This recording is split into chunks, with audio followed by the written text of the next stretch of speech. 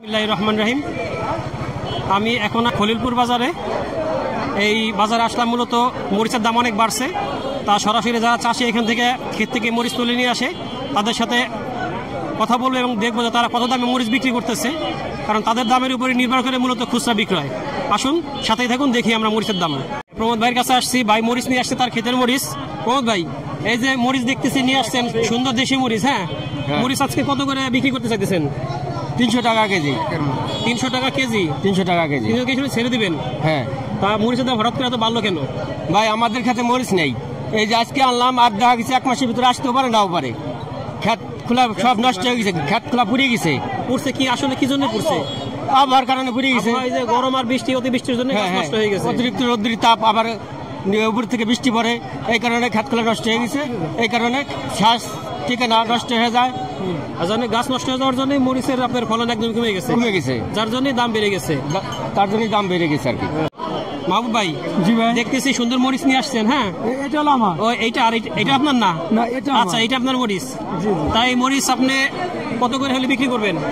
এটা 100-300 চাইছি, হয়তো দেখা গেল 250 বলতেছে, 60-70 টাকা ছাড়ি দেবো। তা আপনারটা একটু কম কি জন্য? পাশে দেখলাম ওইটা হলো সাদা মরিচের এই বাজারে দাম বেশি। আচ্ছা আচ্ছা। আর কালোটা এই বাজারে একটু দাম কম। আচ্ছা, কালো মরিচের একটু দাম কম হয়। হ্যাঁ, এই বাজারে। তারপরেও তো দাম বেশি, কারণ তো গত দেখছিলাম 4-5 দিন আগেও 200 টাকা করে ছিল, খুচরা বিক্রয় করছিল। তা হঠাৎ করে দাম বললো কেন? হঠাৎ করে মানে আমার 21% মরিচ লাগাইছি এখানে, কালো মরিচ। এই 10 কেজি মরিচ হয় না, আরো হাফ কেজি কম হয়েছে। এই শ্বাস পচে যাওয়ার কারণে ফুল আসে থাকে না, মরিচ নাই দিকে দাম বাড়িয়ে চলছে। তার মানে আবহাওয়ার কারণে গাছ নষ্ট হয়ে যাওয়ার জন্য, হ্যাঁ, থুপি লাগিয়ে চলছে, আর গাছ পচানি লাগতেছে, যার জন্য মরিচের এই উৎপাদন এত কম হয়েছে, যার জন্য দাম বেশি। এই দেখতেছি সুন্দর সাদা সাদা মরিচ নিয়ে আসছেন, ভালো মরিচ। তা এই মরিচটা আপনি কত হলে বিক্রি করবেন? 300 টাকা হলে বিক্রি করবো। তো হঠাৎ 300 টাকা কেন? মানে গাছে ধরতেছে না, মরিচ নাই। কি সমস্যা হয়েছে গাছের? গাছে থুবড়ি লাগিয়ে নষ্ট হয়ে গেছে। যার জন্য মরিচ ধরতেছে না। তা এটা কি শুধু আপনার ক্ষেতেই হয়েছে নাকি সবার ক্ষেতে একই ধরনের? মাঠ ধরে সবার ক্ষেতে একই সমস্যা হয়েছে, যার জন্য মরিচের দাম হঠাৎ করে এরকম বেড়ে গেছে। প্রিয় দর্শক, আপনাদেরকে বাজার থেকে দেখাইছি যে মরিচের দাম কেন বাড়তি, কৃষকের মুখে শুনছি যে মরিচের গাছের সমস্যা হয়েছে। তা আসলে এই জন্যই যে দাম বাড়তি কৃষক সেটা বলতেছে। এখন সেটা আমরা যাচাই করার জন্য সরাসরি সরজমিনে মাঠে আসছি এবং আপনাদের দেখাবো যে আসলে সত্যি কৃষক যে বলতেছে যে গাছ নষ্ট হয়ে গেছে, গাছে ফলন নাই, তা আপনাদেরকে দেখাই।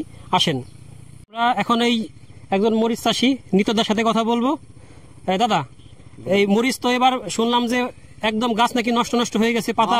এখানে মরিচ গাছ একেবারে নাই বলতে বলা চলে, যা আছে মানে কোনো ফলন নাই। একেবারে গাছে রোগ বা ভাইরাস আসে, বিভিন্ন পদ হয়, আমাদের গাছে কোনো ফল নাই, যার কারণে আমরা মাল দিতে পারতেছি না, যার জন্য বাজারে দাম বৃদ্ধি। আচ্ছা, তার মানে এখানে বৃদ্ধি হওয়ার জন্য অন্য কোনো কিছু খারাপ কোনো কারসাজি বা কোনো কিছু নাই? না, এটা খারাপ কিছু নাই, ফল নাই, তার আমরা কি করবো?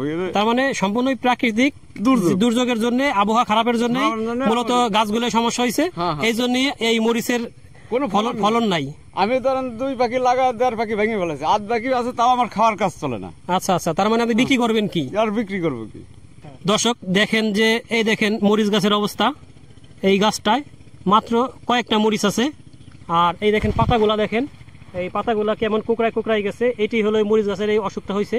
শুধু এই ক্ষেতে না, এরকম যত ক্ষেত আছে সব ক্ষেতে এই একই সমস্যা হয়েছে, যার জন্য এই মরিচের ফলন একদমই হয়ে গেছে। দেখেন যে এই গাছটায় মাত্র কয়েকটা মরিচ আছে।